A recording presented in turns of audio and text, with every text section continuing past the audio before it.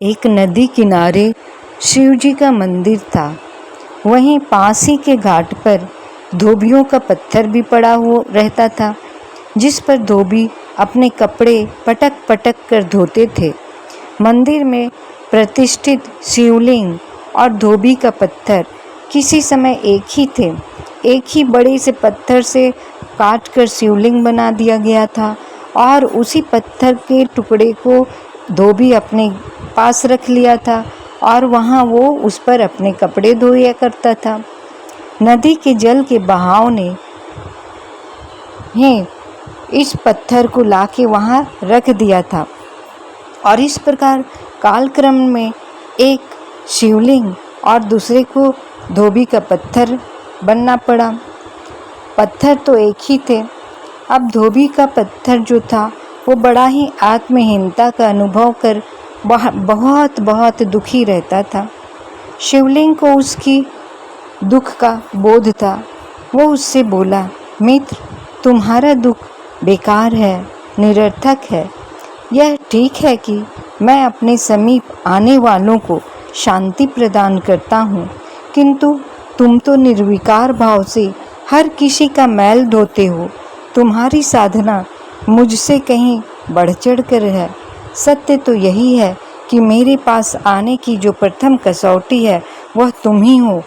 तुम किसी को साफ सुथरा करके मेरे पास भेजते हो। शिवलिंग के ये मधुर वचन सुनकर धोबी घाट का पत्थर गदगद हो उठा और वह दुगने उत्साह से लोगों के कपड़ों के मैल को धोने लगा। इस प्रकार जो लोगों की सफाई करता है वह भी एक बड़ा ही बहुत ही अद्भुत काम करता है, लोगों की सेवा करता है। और शिवलिंग ने उसे इस प्रकार समझाया अपने ही भाई को कि देखो, तुम जो काम करते हो वह बड़ा ही मधुर है, बड़ा ही उचित है और तुम्हारे द्वारा ही कोई भी जो है वो साफ सफाई को पसंद करता है और साफ होकर स्वच्छ होकर मेरे पास आता है और तब वह मेरे पास आने के योग्य बनता है। अतएव तुम्हें दुख करने की कोई बात नहीं है।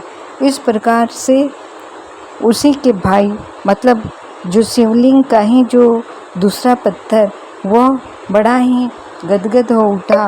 उसे आत्म शांति हुई। जहाँ वो आत्महीनता आत्मग्लानि से भरा हुआ था वह बहुत ही शांति से भर गया और गदगद हो उठा।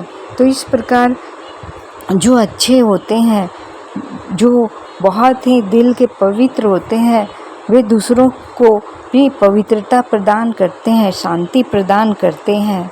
धन्यवाद।